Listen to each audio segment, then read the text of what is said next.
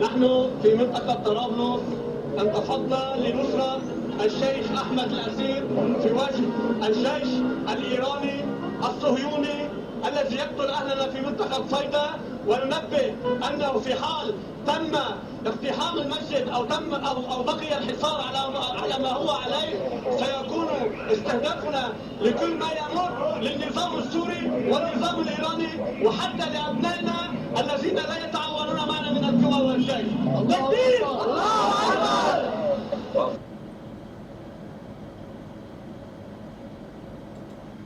So this is what we're seeing in the mainstream media's Yahoo article, hatred between Sunnis, Shiites abounds in the Mideast. So it says it's not hard to find stereotypes and outright bigotry when talking the Middle East turns into tensions between Islam's two main sects. Shiites are described as devious, power-hungry corrupters of Islam, so Sunnis are called extremists, intolerant oppressors.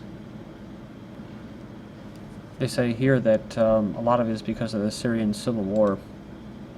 Sectarian killings erupt in Egypt as anti-Morsi rallies loom.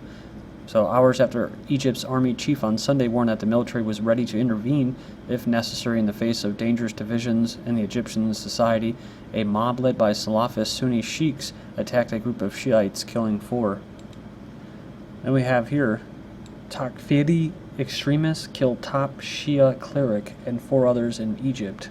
So prominent Egyptian Shia cleric Mr. Shahata and 4 of his devotees have been killed in a brutal attack carried out by these extremists. The attack was carried out on Sunday when a crowd of several hundred assailants attacked the sheikh's home and then set it on fire. Brutal scenes of the crime were posted on the internet late Sunday, showing men dragging the sheikh's bloody body on the street and beating him as the sheikh chanted Allahu Akbar. Erdogan says Turkey and Brazil protests part of the same foreign-led conspiracy to destabilize governments. Thousands in pro-Erdogan demonstration in Vienna. Several thousand people have taken part in a demonstration in Vienna in support of Turkish Prime Minister Erdogan. It says 8,000 people participated in the demonstration. Welcome everyone, this is my website ggnonline.com for global government news. Also on YouTube, my channels are DDarko 2012 and DDarko 2013. Ready to move on here. U.S. troops to be deployed to Sinai, a formality, says Egypt Army. The spokesman of Egypt's military force explains news of 400 U.S. troops to be deployed to Egypt's Sinai in the near future. Says here that they're part of a periodical renewal routine for the U.S. faction of a 13-state multinational force deployed in the Sinai since the peace treaty. They are not armed with military operations gear. A number of U.S. news websites in the past couple days say a group of U.S. soldiers would be deployed to Egypt in the near future for a 9-month peacekeeping mission aimed at curbing riots if protests and riots reach the point of threatening Israel's security. Yeah, that kind of seems to make sense. U.S. soldiers in Sinai, a precautionary measure. So they've been there since 1982, and they say that they're there to basically observe and report. U.S. leaves 700 troops in Jordan after training exercise, says Obama. So this is from the 21st. You've probably already seen this. They left about 700 combat-ready troops in Jordan after the training exercises, big training exercises.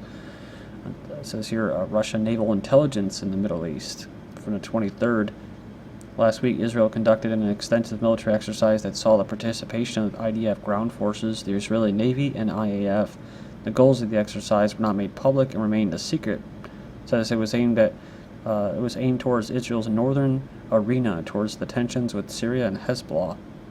What was not known at that same time was the Russian Navy vessel, the CCB-201, one of the Russians' largest intelligence vessels, was present in the waters of the Mediterranean. It's no ordinary intelligence vessel, but rather a naval intelligence gathering unit, which is similar in its characteristics to Israel's Unit 8200. It says here they have a SIGINT collection and decryption unit capable of intercepting and listening to military transmissions between naval vessels and aircraft. And lastly, it says the vessel, which was also equipped with air defense systems, departed from one of the bases in the Black Sea and crossed the Straits of Turkey on June 10th on its way to an area off the coast of Syria and Cyprus. Al-Qaeda and Taliban militants fighting in Syria come from Afghanistan and Pakistan. Editor's note says CIA, MI6, MIT Mossad and any other alphabet intelligence agency are transporting foreign fighters to regional borders of Syria because every war is fought on the basis of a political idea that expands into a war of fanaticism and political religion. So here's intelligence transporting Al-Qaeda from Pakistan to fight in Syria. It says here that we just talked about last week, CIA is training these units as well. Afghans affiliated to the Al-Qaeda constitute over 65% of the jihadi Salafi groups in the Syrian province. Said that they come to Syria from Iraq. So with this statement, it kind of makes sense that they're called Al-Qaeda. The Syrian army intelligence displays that these jihadi Salafis have been trained by the terrorist Al-Qaeda organization. Next up, 1,000 Yemeni troops take part in liberation of Syria. The Republic of Yemen is preparing, along with 17 other Arab and Western countries, including all the Gulf countries, except Oman, to go to war against Assad to liberate Syria. No proof who used chemical weapons, says the UN. The head of the UN Human Rights Investigation on Syria says it was still impossible to tell for sure who used chemical weapons in the country's conflict, they call it. Just Operation Regime Change. No Iranian military force in Syria, says the Syrian foreign minister. He denied claims about Iran's military presence in Damascus, saying Tehran always seeks a political solution to the crisis in Syria. I'm not sure if this is actually true. As far as Hezbollah deep inside Syria fighting along the government, the Syrian government is trying to deny that. I think it's outside disinformation that keeps wrapping or tying Hezbollah and Iran troops inside Syria. But what if they were? You have the Western powers. They're literally they're funding, they're training, arming, and they're even bringing them in by the busloads. These foreign terrorists inside Syria. So I don't see any kind of difference with Syria bringing in outside help as well. I guess you could say they would be legally or morally justified. Britain, U.S. kill innocent civilians through proxies in Syria. The governments of Britain and the U.S. are conspiring for a bogus pretense for intervening militarily in yet another Middle Eastern country. You can go and check this out. I'm going to keep moving because I have a lot to get to today. But it says the scenarios are being played out much like those in Iraq to justify the war, which killed almost 1 million people and displaced millions more. Foreign backers agree to send weapons to Syria's rebels. The deal will send all necessary arms for civil war. No specifics, but the Friends of Syria, that's what they call them, Conference of Nations in favor of imposing regime change in the nation, held this weekend in Qatar, agreed in principle to urgently provide these rebels with all the necessary material and equipment. Typo there. And one of them is Saudi Arabia as well, Qatar. U.S. sends plane load of equipment and officers to Syria via Turkey. So, tens of retired U.S. Army officers accompanied by military cargo infiltrated into Syria through Turkey's Hatay province on Sunday, informed sources unveiled, adding that the American militaries and the cargo had arrived just this morning. American C-130 planes carrying cargo of high-tech telecommunications equipment and devices and 57 retired U.S. officers landed in the province this morning.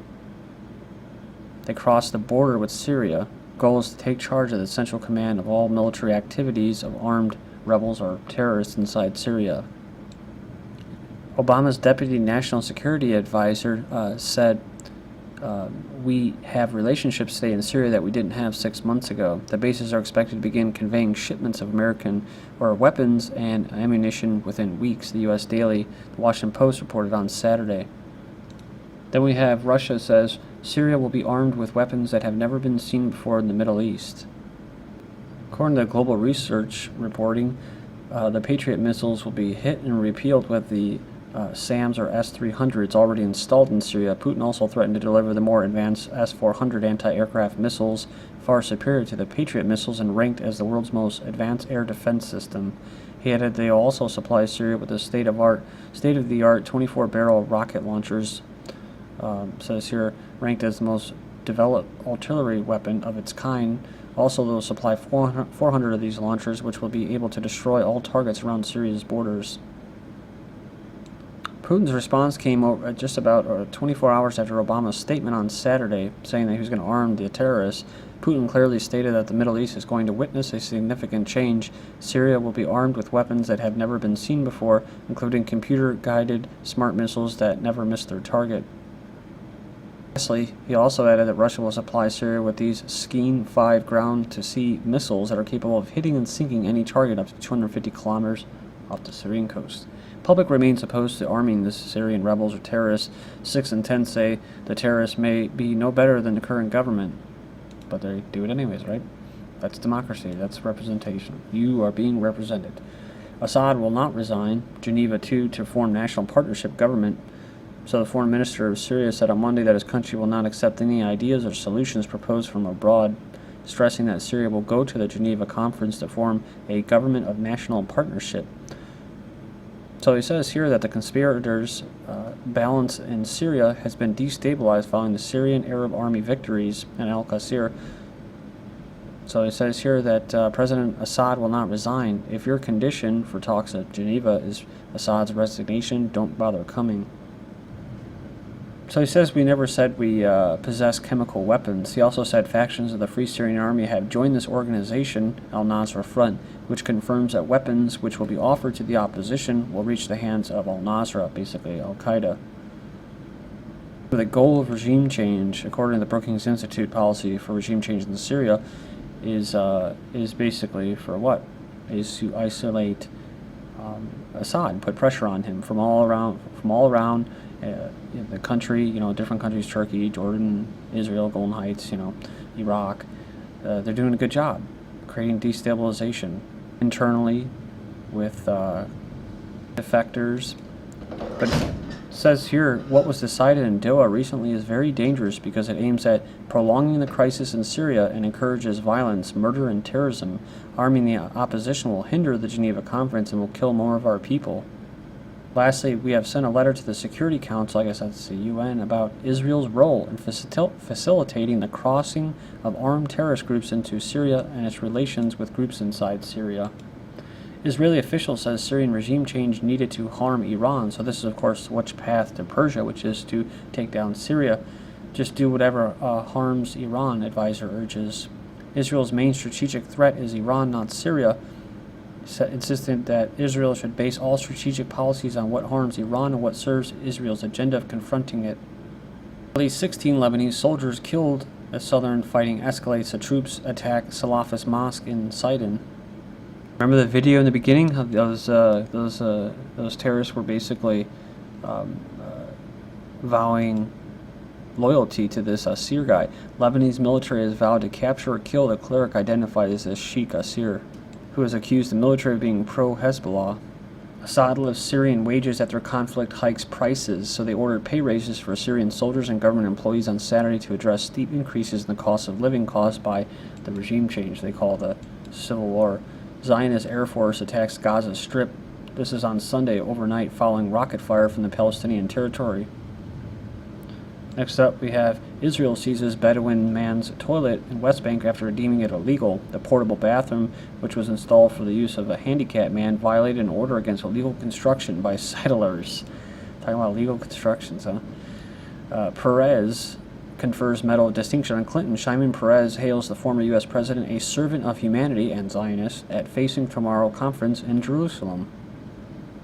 Remember, this just happened. Clinton paid $500,000, almost $500,000 to speak in honor of Israeli President Peres by the Jewish National Fund. The United States will modernize the Saudi Arabian National Guard with military equipment. Not a big surprise there. Boy's death highlights anger some Yemenis feel over U.S. drone strikes. Sheikh said killing Al-Qaeda is one thing, but the death of an innocent person is a crime that we cannot accept. So he's like other tribal leaders. Say these deaths by drone strikes inflames the tensions